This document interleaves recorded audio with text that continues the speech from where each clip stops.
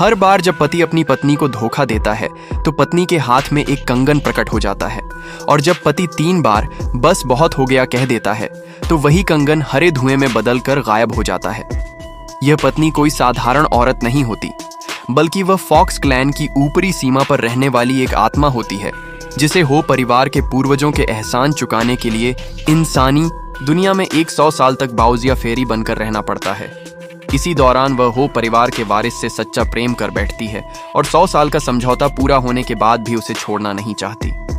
पूर्वज उसकी भावना समझते हैं और उसे एक कंगन देते हैं जो उसकी शक्तियों को दबाता है और साथ ही इंसानी रिश्तों की कसौटी भी बनता है। शर्त यह होती है कि अगर पति 3 बार उसे धोखा देगा तो यह कंगन खत्म हो जाएगा और उनका रिश्ता भी। पति युद्ध पर जाता है और पत्नी दूर रहकर अपनी शक्तियों से उसकी जान बचाती है, लेकिन पति यह सब किसी नई मैनेजर का करिश्मा समझ लेता है।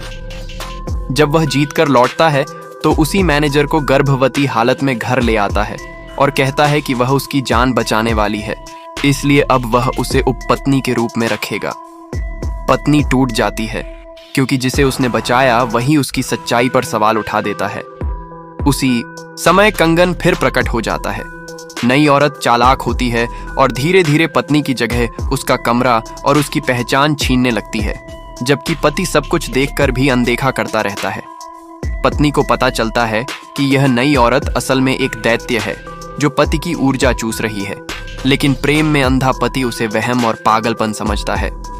जब पति जबरन कंगन पहनाने की कोशिश करता है तो पत्नी का असली रूप सामने आने लगता है और पति डर कर उसे राक्षसी समझने लगता है। इसके बाद वह पूर्वजों के मंदिर को तोड़वाने का आदेश देता है और सेवक भी उससे दूर हो जाते हैं। पति झूठे बहाने बनाकर भरोसा दिलाने की कोशिश करता है, लेकिन हर बार कंगन की रोशनी कमजोर होती जाती है, जैसे इंसानी दिल पर से विश्वास टूट रहा हो। अंत में एक ताओवादी को बुलाया जाता है जो पत्नी को मारने की कोशिश करता है और पति ऊपर से उसकी रक्षा करता दिखता है, लेकिन असल में सच्चाई से भागता रहता है। जैसे ही वह आखिरी बार झूठी कसम खाता है, कंगन पूरी तरह खत्म हो जाता है और पत्नी समझ जाती है कि 3 धोखे पूरे हो चुके हैं। अंततः वह स्वीकार करती है कि 100 साल का कर्ज चुका दिया गया है और अब उनका रिश्ता खत्म हो चुका है। उसने 100 साल की उम्र हो परिवार को दी, लेकिन बदले में उसे सच्चा प्रेम नहीं मिला, और इसी के साथ उसकी आसक्ति टूट जाती है और उसकी विदाई का समय आ जाता है।